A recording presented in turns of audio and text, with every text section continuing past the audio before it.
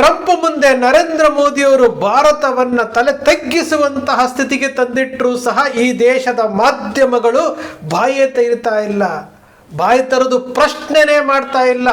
ಇನ್ನು ಎಂತಹ ಅಧೋಗತಿಗೆ ಹೋಗಿದ್ದಾರೆ ಇವರು. It's a fair deal now and we are not paying tariffs to them and they are paying tariffs. We did a little flip. ಎಂತಹ ಅಧೋಗತಿಗೆ ಹೋಗಿದ್ದೀರಿ ನೀವು. Trump ಹೇಳ್ತಾರೆ ಅಮೆರಿಕಾದಲ್ಲಿ ಭಾರತ ನಮಗೆ ಟ್ಯಾಕ್ಸ್ ಕಟ್ಟಬೇಕು, ನಾವು ಅವರಿಗೆ ಟ್ಯಾಕ್ಸ್ ಕಟ್ಟಲ್ಲ ಅಂತ ಹೇಳ್ತಾರೆ. ಪಾಕಿಸ್ತಾನ ಭಾರತದ ಯುದ್ಧದ ವಿಚಾರವಾಗಿ ಪದೇ ಸ್ಟೇಟ್ಮೆಂಟ್ಗಳನ್ನು ಕೊಡ್ತಾ ಇರುವಂಥದ್ದು. ನಾವು ಹೇಳಿದ್ದ ಕಡೆ ನೀವು ಪೆಟ್ರೋಲ್ ಡೀಸೆಲ್ ಖರೀದಿ ಮಾಡಬೇಕು ಅಂತ ಹೇಳ್ತಾ ಇರುವಂಥದ್ದು. ಎಲ್ಲವನ್ನೂ ಪಾಲನೆ ಮಾಡ್ತಾ ಇರುವಂತಹ ನಮ್ಮ ದೇಶದ ಪ್ರಧಾನಮಂತ್ರಿಗಳು ಇವತ್ತಿಗೂ ಸಹ ನನ್ನನ್ನು ಜಗದ್ಗುರು ವಿಶ್ವಗುರು ಅಂತೇಳಿ ಅಂಧ ಭಕ್ತರು ಹೇಳುವಂಥದ್ದನ್ನು ಅದನ್ನೇ ಪಾಲನೆ ಮಾಡ್ಕೊಂಡು ಹೋಗ್ತಾ ಇದ್ದಾರಲ್ಲ, ಅವರು ಅಂಧ ಭಕ್ತರು. ನೀವೇನಾಗಿದ್ದೀರಿ ಸ್ವಾಮಿ? ಈ ದೇಶದ ಮಾಧ್ಯಮಗಳು ಏನಾಗಿದ್ದೀರಿ? ಯಾಕೆ ಆತ್ಮವಂಚನೆಯನ್ನು ಮಾಡಿಕೊಂಡು, ಆತ್ಮದ್ರೋಹವನ್ನು ಮಾಡಿಕೊಂಡು, ಪವಿತ್ರವಾದಂತಹ ಪ್ರಜಾಪ್ರಭುತ್ವ ರಾಷ್ಟ್ರದಲ್ಲಿ ಸಂವಿಧಾನ ಕೊಟ್ಟಿರುವಂಥ ಸ್ವತಂತ್ರವನ್ನು ಯಾಕೆ ಈ ರೀತಿ ರಾಜಕೀಯ ಪಕ್ಷಗಳಿಗೆ ಅನುಕೂಲ ಆಗೋ ರೀತಿ ನಡ್ಕೊಳ್ತಾ ಇದ್ದೀರಿ? ಯಾತಕ್ಕೆ? ಲಾಲ್ ಬಹದ್ದೂರ್ ಶಾಸ್ತ್ರಿಯವರು ದೇಶದಲ್ಲಿ ಏನು ಬಡತನ ಬಂದಾಗ ಒಂದು ಹೊತ್ತು ಉಪವಾಸ ಇರಿ ಅಂತೇಳಿ ಕರೆ ಕೊಟ್ಟರು. ಲಾಲ್ ಬಹದ್ದೂರ್ ಶಾಸ್ತ್ರಿ ಅವರು, ಅಟಲ್ ಬಿಹಾರಿ ವಾಜಪೇಯಿ ಅವರು ಕಾರ್ಗಿಲ್ ಯುದ್ಧದಲ್ಲಿ ತಕ್ಕದಾದಂಥ ಉತ್ತರ ಕೊಟ್ಟರು. ಇಂದಿರಾ ಗಾಂಧಿ ಆಗಿರ್ಬೋದು, ನೆಹರು ಆಗಿರ್ಬೋದು, ದೇವೇಗೌಡರು ಆಗಿರ್ಬೋದು, ಗುಜರಾಲ್ ಆಗಿರ್ಬೋದು, ಮನಮೋಹನ್ ಸಿಂಗ್ ಆಗಿರ್ಬೋದು, ಪಿ ವಿ ನರಸಿಂಹರಾವ್ ಆಗಿರ್ಬೋದು, ವಿ ಪಿ ಸಿಂಗ್ ಆಗಿರ್ಬೋದು, ಯಾವ ಪ್ರಧಾನಮಂತ್ರಿಗಳು ಸಹ ಈ ರೀತಿಯಾಗಿ ನಡ್ಕೊಂಡಿರಲಿಲ್ಲ. ಈ ರೀತಿಯಾಗಿ ಇಷ್ಟೊಂದು ಟ್ರಂಪ್ ಭಾರತವನ್ನು ಇಷ್ಟೊಂದು ಹೀಯಾಳಿಸ್ತಾ ಇದ್ರೂ ಸಹ ನಮಗೂ ಅದಕ್ಕೆ ಸಂಬಂಧ ಇಲ್ಲ ಅನ್ನೋ ರೀತಿಯಲ್ಲಿ ಭಾರತೀಯ ಜನತಾ ಪಕ್ಷ ದೇಶ ಮೊದಲು ಅಂತ ಹೇಳ್ತಾರೆ. ಆದರೆ ದೇಶಕ್ಕೆ ಅಲ್ಲಿ ಟ್ರಂಪ್ ಕೂತ್ಕೊಂಡು ಪ್ರತಿ ಸಾರಿನೂ ಪ್ರೆಸ್ ಮೀಟ್ ಮೇಲೆ ಕೂತ್ಕೊಂಡು ಭಾರತವನ್ನು ಹೀಯಾಳಿಸ್ತಾ ಇದ್ದರೆ ಅವ್ರಿಗೆ ಕೌಂಟರ್ ಕೊಡಬೇಕು ಅನ್ನೋ ಸ್ವಲ್ಪನೂ ಸಹ ನಮಗೆ ಆತ್ಮಾಭಿಮಾನ ಇಲ್ವಾ? ಎಲ್ಲಿವರೆಗೂ ತಗೊಂಡು ಹೋಗ್ತಾ ಇದ್ರಿ ದೇಶವನ್ನು? ಎಲ್ಲಿವರೆಗೂ? ಅವ್ರು ಹೇಳಿದ ಕಡೆ ತೈಲ ಖರೀದಿ ಮಾಡಬೇಕು, ಅವ್ರು ಹೇಳಿದ ದೇಶಗಳಲ್ಲಿ ಹೋಗಿ ಅವ್ರು ವ್ಯವಹಾರ ಮಾಡಬೇಕು. ಇವರು ರಷ್ಯಾ ಜೊತೆಯಲ್ಲಿ ಡೀಲ್ ಮಾಡಬಾರ್ದು ಅಂದರೆ ಮಾಡಿಕೊಡ್ದು. ಕಡಿಮೆ ದರದಲ್ಲಿ ತೈಲ ಉತ್ಪನ್ನಗಳನ್ನು ಕೊಡ್ತಾ ಇದ್ದಂಥ ರಷ್ಯಾ ಇಲ್ಲಿ ವ್ಯಾಪಾರ ಮಾಡಬಾರ್ದು ಅಂತಂದರೆ ಓಕೆ ನಾವು ಮಾಡೋದಿಲ್ಲ ಅನ್ನೋ ರೀತಿಯಲ್ಲಿ ಯಾವ ಸ್ಥಿತಿಗೆ ರೀ? ಯಾವ ಚೀನಾವನ್ನು ಟಿಕ್ಟಾಕನ್ನು ಯಾಕೆ ಬ್ಯಾನ್ ಮಾಡಿದ್ರು? ಟಿಕ್ಟಾಕನ್ನು ಚೀನಾದ ಟಿಕ್ಟಾಕನ್ನು ಯಾಕೆ ಬ್ಯಾನ್ ಮಾಡಿದ್ರು? ಜೊತೆಗೆ ಒಂದಷ್ಟು ಆ್ಯಪ್ಗಳನ್ನು ಯಾತಕ್ಕೆ ಬ್ಯಾನ್ ಮಾಡಿದ್ರಿ? ಜನಕ್ಕೆ ಶಾರ್ಟ್ ಮೆಮೊರಿ ಮರ್ತು ಬಿಡ್ತಾರೆ. ಯಾತಕ್ರಿ ಬ್ಯಾನ್ ಮಾಡಿದ್ರಿ? ಇವತ್ತು ಇದೇ ಚೀನಾದೊಂದಿಗೆ ವ್ಯಾಪಾರ ಒಪ್ಪಂದಗಳನ್ನು ಮಾಡ್ಕೊತಾ ಇದ್ದೀರಲ್ಲ, ವ್ಯಾಪಾರ ಒಪ್ಪಂದಗಳನ್ನು ಆಮದು ಮಾಡ್ಕೊಳ್ತಾ ಇದ್ದೀರಲ್ಲ, ಇಂಪೋರ್ಟ್ ಮಾಡ್ಕೊಳ್ತಾ ಇದ್ದೀರಲ್ಲ, ಅವತ್ತು ಯಾಕೆ ಟಿಕ್ಟಾಕನ್ನು ಬ್ಯಾನ್ ಮಾಡಿದ್ರಿ ಸ್ವಾಮಿ? ಅವತ್ತು ಸ್ವಾಭಿಮಾನ ಇತ್ತು, ರೋಷಾವೇಶ ಇತ್ತು. ಇವತ್ತೇನಾಯಿತು? ಆತ್ಮನಿರ್ಭರ ಭಾರತ, make in India, made in India ಅಂತ ಹೇಳ್ತಿದ್ರಲ್ಲ, ಏನ್ರಿ ಆಯಿತು? ಏನಾಯಿತು? ಈ ದೇಶದ ಸಂಪನ್ಮೂಲಗಳನ್ನು ಬಳಸ್ಕೊಂಡು ಉದ್ಯೋಗವನ್ನು ಸೃಷ್ಟಿ ಮಾಡುವಂತಹ ಶಕ್ತಿ ನಿಮಗಿಲ್ಲ. ಇವತ್ತು AI ಇಂಟರ್ನ್ಯಾಷನಲ್ ಮೀಟ್ನಲ್ಲಿ ಯಾವ ರೀತಿ ನಡ್ಕೊಂಡ್ರು? ಇವರು ನಗೆಪಾಟ್ಲಿಗೆ ಇಡುವಂತಹ ಕೆಲಸ ಮಾಡಿದ್ರಲ್ರಿ. ಅದೇ ಚುನಾವಣಾ ರ್ಯಾಲಿನ, ಅದು ಚುನಾವಣಾ ರ್ಯಾಲಿನ 24x7 ನರೇಂದ್ರ ಮೋದಿ ಅವರಿಗೆ ಚುನಾವಣೆದೇ ಗುಂಗು. ನೆಕ್ಸ್ಟಿಗೆ 5 ರಾಜ್ಯಗಳ ಚುನಾವಣೆ ಬರೆಯುತ್ತೆ. ದಿನಕ್ಕೊಂದು ವೇಷಗಳನ್ನು ಹಾಕ್ಕೊಂಡು ಅಲ್ಲಿ ಹೋಗಿ ಸುಳ್ಳುಗಳನ್ನು ಹೇಳಿ ಭಾವನೆಗಳನ್ನು ಬಿತ್ತಿ ಇದು ಇಂಡಿಯಾ ಪಾಕಿಸ್ತಾನ ಬಾಂಗ್ಲಾದೇಶದನ್ನು ತಗೊಂಡು ಬಂದು ಓಟುಗಳನ್ನು ತಗೊಂಡು ನಾನು ಗೆದ್ದೆ ಅಂತ ಅದೇ ಗುಂಗಿನಲ್ಲಿದ್ದು ಆ AI ಸಮಿಟ್ನಲ್ಲೂ ಸಹ ಕೈಗಳನ್ನು ಎತ್ತಿಸಿ ನಗೆಪಾಟಲಿಗೆ ಗುರಿಯಾಗಿರುವಂತಹ ನರೇಂದ್ರ ಮೋದಿ ಅವರು ಇನ್ನೂ ಆ ಕುರ್ಚಿ ಮೇಲೆ ಕುತ್ಕೊಂಡಿರ್ಬೇಕಾ? ಇನ್ನೂ ಸಹ ಕುರ್ಚಿನಲ್ಲಿ ಪ್ರಧಾನಮಂತ್ರಿ ಕುರ್ಚಿನಲ್ಲಿ ಕುತ್ಕೊಂಡಿರ್ಬೇಕಾ? ರಾಜೀನಾಮೆ ಕೊಡಬೇಕಾಗಿತ್ತಲ್ರಿ. ಈ ದೇಶವನ್ನು ಈ ಹಂತಕ್ಕೆ ತೆಗೆದುಕೊಂಡು ಹೋಗ್ತಾ ಇದ್ದೀರಲ್ಲ, ಸಾಲ ಮಾಡ್ತಾ ಇದ್ದೀರಿ, ಜನರಿಗೆ ಗೊತ್ತಾಗ್ತಾ ಇಲ್ಲ. ಸಾಲ ಮಾಡಿ ತುಪ್ಪ ತಿನ್ನೋ ರೀತಿಯಲ್ಲಿ ಮಾಡ್ತಾ ಇದ್ದೀರಿ, ಜನರಿಗೆ ಗೊತ್ತಾಗ್ತಾ ಇಲ್ಲ.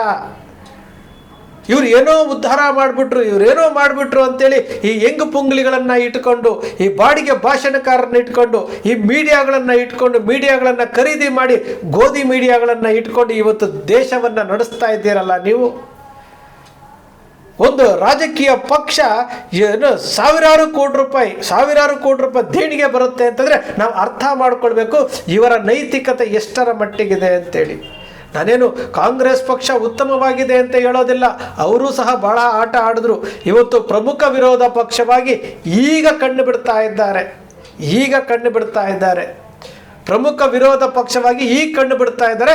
ಆದರೆ ವಿರೋಧ ಪಕ್ಷವಾಗಿ ಕೆಲಸ ಮಾಡಬೇಕಾಗಿದ್ದಂತಹ ಮೀಡಿಯಾಗಳು ಮಾರಿಕೊಂಡಿದ್ದಾವೆ. ನಮ್ಮ ಕನ್ನಡದ ಮಾಧ್ಯಮಗಳು ಹಾಗೇ ಇದ್ದಾವೆ. ನಮ್ಮ ಕನ್ನಡದ ಮಾಧ್ಯಮಗಳು ಪಬ್ಲಿಕ್ ಟಿವಿಯ ರಂಗಣ್ಣ, TV9 ರಂಗನಾಥ್ ಭಾರದ್ವಾಜ್, ರಾಷ್ಟ್ರವಾದಿ ಪತ್ರಕರ್ತರು ಸುವರ್ಣದಲ್ಲಿ ಇದ್ದಾರೋ ಇಲ್ಲೋ ಗೊತ್ತಿಲ್ಲ, ಅಜಿತ್ ಹನುಮಕ್ಕನವರು, ಈಗ ರವಿ ಹೆಗಡೆ ಅವರು ಬಂದಿದ್ದಾರೆ, ಶೋಭಾ ಮಳವಳ್ಳಿ ಅವರು ಹೋದರು, ಮತ್ತಷ್ಟು ಜನ ಹರಿಪ್ರಸಾದ್ ಇರ್ಬೋದು, ರಮಾಕಾಂತ್ ಇರ್ಬೋದು, ನ್ಯೂಸ್ ಫಸ್ಟ್ನ ರವಿಕುಮಾರ್ ಇರ್ಬೋದು, ಇವರೆಲ್ಲರೂ ಸಹ ಈ ವ್ಯವಸ್ಥೆಯಲ್ಲಿ ನಮಗೆ ಸ್ವತಂತ್ರ ಭಾರತದಲ್ಲಿ ನಮಗೆ ಸ್ವತಂತ್ರವನ್ನು ಕೊಟ್ಟಿದೆ ಈ ದೇಶ, ನಾವು ಉಳಿಸ್ಬೇಕು ಅನ್ನೋದು ಸ್ವಲ್ಪನಾದರೂ ಯೋಚನೆ ಮಾಡಿದ್ದಿದ್ರೆ ಪ್ರಶ್ನೆ ಮಾಡ್ತಿದ್ರು. ಟ್ರಂಪ್ ಮುಂದೆ ಭಾರತವನ್ನು ಏನು ಪದೇ ಅವರು ಹೇಳ್ತಾ ಇರುವಂಥದ್ದು, ಇಂಡಿಯಾ ಪಾಕಿಸ್ತಾನ ಯುದ್ಧವನ್ನು ನಾನು ನಿಲ್ಲಿಸಿದೆ ಅಷ್ಟು ಏನು ಜೆಟ್ಗಳನ್ನು ಹೊಡೆದಾಕಿದ್ರು ಅಂತ ಟ್ರಂಪ್ ಭಾರತದ ಬಗ್ಗೆ ಹೇಳ್ತಾ ಇದ್ದಾರೆ ಅಂತಂದಾಗ, ಯಾಕಯ್ಯ ಸುಳ್ಳು ಹೇಳ್ತೀಯ ಅಂತೇಳಿ ಕೇಳುವಂಥ ಶಕ್ತಿ ಈ ದೇಶದ ಪ್ರಧಾನಮಂತ್ರಿಗಳಿಗಿಲ್ಲ, ರಕ್ಷಣಾ ಸಚಿವರಿಗಿಲ್ಲ, ಗೃಹ ಸಚಿವರಿಗಿಲ್ಲ ಅಂತಂದರೆ ಅದನ್ನು ಪ್ರಶ್ನೆ ಮಾಡುವಂತಹ ಶಕ್ತಿ ಈ ಮೀಡಿಯಾಗಳಿಗೆ ಇಲ್ವಲ್ಲ. 214 ಲಕ್ಷ ಕೋಟಿ ವಿದೇಶಿ ಸಾಲ ಆಗಿದ್ರೂ ಸಹ ಅದಕ್ಕೂ ನಮಗೆ ಸಂಬಂಧ ಇಲ್ಲ ಅನ್ನೋ ರೀತಿ ನಡ್ಕೊಳ್ತಾ ಇದ್ದೀರಲ್ಲ. ಪ್ರಶ್ನೆ ಮಾಡಿ. ಹೊಟ್ಟೆಗೆ ತಿನ್ನೋದು 3 ಹೊತ್ತು ಊಟ, 3 ತುತ್ತು ಅನ್ನ, ದಿನಕ್ಕೆ 3 ಹೊತ್ತು ಊಟ ಮಾಡ್ತೀವಿ, ಮೈಗೆ ಬಟ್ಟೆ ಹಾಕ್ಕೊಂತೀವಿ. ಅದು ಬಿಟ್ಟರೆ ಎಲ್ಲರಿಗೂ ಎಲ್ಲ ಅವಕಾಶಗಳು ಸಿಗೋದಿಲ್ಲ. ನಿಮಗೆ ಸಿಕ್ಕಿದೆ, ಪ್ರಶ್ನೆ ಮಾಡುವಂತಹ ಶಕ್ತಿ ನಿಮಗಿದೆ. ಆದರೆ ಪ್ರಶ್ನೆ ಮಾಡದೆ ರಾಜಕೀಯ ಪಕ್ಷಗಳ ಓಲೈಕೆಗೆ ನಿಂತ್ಕೊಂಡಿದ್ದೀರಲ್ಲ. ಒಂದು ಸಾರಿ ಯೋಚನೆ ಮಾಡಿ, ಎಂತಹ ಅವಮಾನ. ಆ AA ಸಮಿಟ್ನಲ್ಲಿ ಅದು ಯಾವುದೋ ಒಂದು ನಾಯಿಯನ್ನು ತೋರಿಸಿ, ಆ ನಾಯಿಯನ್ನು ತೋರಿಸಿ ನಮ್ಮದೇ ಪ್ರಾಡಕ್ಟ್ ಅಂತೇಳಿ ಚೈನಾದ ಪ್ರಾಡಕ್ಟನ್ನು ತೋರಿಸಿ ನಗೆಪಾಟಲಿಗೆ ಈಡಾಗಿದ್ದಂತಹ ದೇಶ ಯಾರ ಕಾಲದಲ್ಲಿ ಆಗಿದೆ ರೀ? ಯಾರ ಕಾಲದಲ್ಲಿ? ಇದೇ ವಿಶ್ವಗುರು ನರೇಂದ್ರ ಮೋದಿಯವರ ಕಾಲದಲ್ಲಿ. ಸ್ವಲ್ಪನಾದರೂ ನಾವು ಏನು ಮಾಡ್ತಾ ಇದ್ದೀವಿ, ನಾವು ಏನು ಮಾಡಬೇಕಾಗಿತ್ತು ಅನ್ನೋ ಪರಿಜ್ಞಾನ ಇಲ್ಲದಂತಹ ದೇಶವನ್ನಾಗಿ ಇವತ್ತು ತಯಾರಿ ಮಾಡಿರುವಂಥದ್ದು. ಮಾತೆತ್ತಿದ್ರೆ ಹಿಂದೂ ಮುಸ್ಲಿಂ. ಪಾಕಿಸ್ತಾನ, ಬಾಂಗ್ಲಾದೇಶ ಇವಾಗ ಹಿಡ್ಕೊಂಡು ಕೂತಿರುವಂಥದ್ದು. ಯಾವ ಸಂದೇಶ ಕೊಡ್ತಾ ಇದ್ದೀರಿ ಸ್ವಾಮಿ? ಯಾವ ಸಂದೇಶ? ಇಡೀ ವಿದೇಶದಲ್ಲಿ ಭಾರತವನ್ನು ನೋಡಿ ನಗ್ತಾ ಇದ್ದಾರೆ. ಹಿಂದೆ ಹೇಳ್ತಿದ್ರಲ್ಲ, ಹಾವಾಡಿಗರ ದೇಶ ಅಂತ ಹೇಳ್ತಾ ಇದ್ರು ಅಂತೇಳಿ ಇದೇ ಪ್ರಧಾನಮಂತ್ರಿಗಳು ಎಷ್ಟೋ ಸರಿ ಹೇಳಿರುವಂಥದ್ದು. ಇದೇ ಭಾರತವನ್ನು ಆ ರೀತಿ ನೋಡ್ತಾ ಇದ್ರು, ಈ ರೀತಿ ನೋಡ್ತಾ ಇದ್ರು ಅಂತ ಹೇಳ್ತಾ ಇದ್ದಂಥದ್ದು. ಭಾಷಣಗಳಲ್ಲಿ ಹೇಳ್ತಿದ್ರು, ನಾವು ಮನಮೋಹನ್ ಸಿಂಗ್ ಅವ್ರನ್ನ ಟೀಕೆ ಮಾಡ್ತಿದ್ರು. ಇವತ್ತು ಇದೇ ಏನು ನಾಯಿ ರೋಬೋಟ್ನ ವಿಚಾರದಲ್ಲಿ ಇಡೀ ಜಗತ್ತು ಇವತ್ತು ಭಾರತವನ್ನು ನೋಡಿ ನಗ್ತಾ ಇದೆಯಲ್ಲ.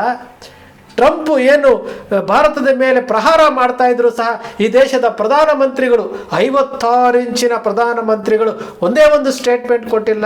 ಇವತ್ತಿನವರೆಗೂ ಒಂದು ಪ್ರೆಸ್ ಮೀಟ್ ಮಾಡಿಲ್ಲ. ನರೇಂದ್ರ ಮೋದಿ ಅವರು ಮನಮೋಹನ್ ಸಿಂಗ್ ಅವ್ರ ಬಗ್ಗೆ ಹೇಳ್ತಾರೆ. ಮನಮೋಹನ್ ಸಿಂಗ್ ಅವರು ಸುಮಾರು 150ಕ್ಕೂ ಹೆಚ್ಚು ಪ್ರೆಸ್ ಮೀಟ್ಗಳನ್ನು ಮಾಡಿದ್ದಂಥವ್ರು. ಇವರು ಒಂದೇ ಒಂದು ಪ್ರೆಸ್ ಮೀಟ್ ಮಾಡಿಲ್ಲಲ್ರಿ, ಒಂದೇ ಒಂದು ಪ್ರೆಸ್ ಮೀಟ್. ಇದು ನಮ್ಮ ದೇಶದ ಇವತ್ತಿನ ದಯನೀಯ ಸ್ಥಿತಿಗೆ ತೆಗೆದುಕೊಂಡು ಹೋಗ್ತಾ ಇರುವುದಕ್ಕೆ ನಮ್ಮ ಕಣ್ಣು ಮುಂದೆ ಇರುವಂಥ ಒಂದು ಜೀವಂತ ಸಾಕ್ಷಿ. ಮಾತನಾಡಬೇಕಾದಂತಹ ಮೀಡಿಯಾಗಳು ಮಾರ್ಕೊಂಡಾಗಿದೆ. ಪ್ರಶ್ನೆ ಮಾಡಬೇಕಾಗಿದ್ದಂತಹ ಯುವಶಕ್ತಿ ಇವತ್ತು ಹಿಂದೂ ಮುಸ್ಲಿಂ ಅಂದ್ಕೊಂಡು ಇಡೀ ದೇಶದಲ್ಲಿ ಇವತ್ತು ಏನೋ ಕ್ರಾಂತಿಯನ್ನೇ ಮಾಡ್ತೀನಿ ಅಂತ ಹೋಗಿ ಹಿಂದೂ ಮುಸ್ಲಿಂ ವಿಚಾರದಲ್ಲಿ ಇವತ್ತು ದೇಶವನ್ನು ಅಧೋಗತಿಗೆ ತಗೊಂಡು ಹೋಗ್ತಾ ಇದ್ದಾರೆ. ಇದು ನಮ್ಮ ದೇಶದ ಇವತ್ತಿನ ಪರಿಸ್ಥಿತಿ. ನರೇಂದ್ರ ಮೋದಿಯವರು ರಾಜೀನಾಮೆ ಕೊಡಬೇಕಾಗಿತ್ತಲ್ಲ, ರಕ್ಷಣಾ ಸಚಿವರು ಇದಕ್ಕೆ ಉತ್ತರ ಕೊಡಬೇಕಾಗಿತ್ತಲ್ಲ, ಗೃಹ ಸಚಿವರು ಉತ್ತರ ಕೊಡಬೇಕಾಗಿತ್ತಲ್ಲ. ಯಾರೂ ಉತ್ತರ ಕೊಡೋದಿಲ್ಲ. ಯಾಕೆಂದರೆ ಇವರನ್ನು ಓಲೈಸೋಕ್ಕೆ ಮೀಡಿಯಾ ಇದೆ, ಇವರನ್ನ ಸಮರ್ಥನೆ ಮಾಡ್ಕೊಳ್ಳೋಕ್ಕೆ ಮೀಡಿಯಾ ಇದೆ, ಇವರನ್ನ ಸಮರ್ಥನೆ ಮಾಡ್ಕೊಳ್ಳೋಕ್ಕೆ ಅಂಧ ಭಕ್ತರಿದ್ದಾರೆ. ಹಾಗಿದ್ಮೇಲೆ ಯಾಕೆ ತಲೆ ಕೆಡಿಸ್ಕೊಳ್ತಾರೆ? ಸ್ನೇಹಿತರೆ, ಈ ದೇಶದಲ್ಲಿ ಹುಟ್ಟಿದ್ದೀವಿ ಅಂದಮೇಲೆ ಈ ದೇಶದ ಪ್ರಜೆಗಳಾಗಿ ಪ್ರಶ್ನೆ ಮಾಡಬೇಕಾಗಿರೋದು ಪ್ರತಿಯೊಬ್ಬರ ಹಕ್ಕಾಗಿರುತ್ತೆ. ನಿಮ್ಮ ಅಕ್ಷರ ಮೀಡಿಯಾ ಸೃಷ್ಟಿ ಮಾಡೋದಿಲ್ಲ, ಕಲ್ಪನೆ ಮಾಡೋದಿಲ್ಲ, ವಾಸ್ತವದ ವಿಚಾರವನ್ನು ವಿಶ್ಲೇಷಣೆ ಮಾಡುತ್ತೆ. ನಿಮ್ಮ ಅಕ್ಷರ ಮೀಡಿಯಾದ ವಿಶ್ಲೇಷಣೆ ನಿಮ್ಗೆ ಇಷ್ಟ ಆಯಿತು ಅಂದರೆ ಸಬ್ಸ್ಕ್ರೈಬ್ ಆಗಲಿಲ್ಲ ಅಂದರೆ ಸಬ್ಸ್ಕ್ರೈಬ್ ಮಾಡ್ಕೊಳ್ಳಿ. ಪಕ್ಕದಲ್ಲಿ ಕಾಣುವಂಥ ಬೆಲ್ ಐಕಾನ್ ಪ್ರೆಸ್ ಮಾಡಿ, ಶೇರ್ ಮಾಡಿ, ಪ್ರೋತ್ಸಾಹ ನೀಡಿ.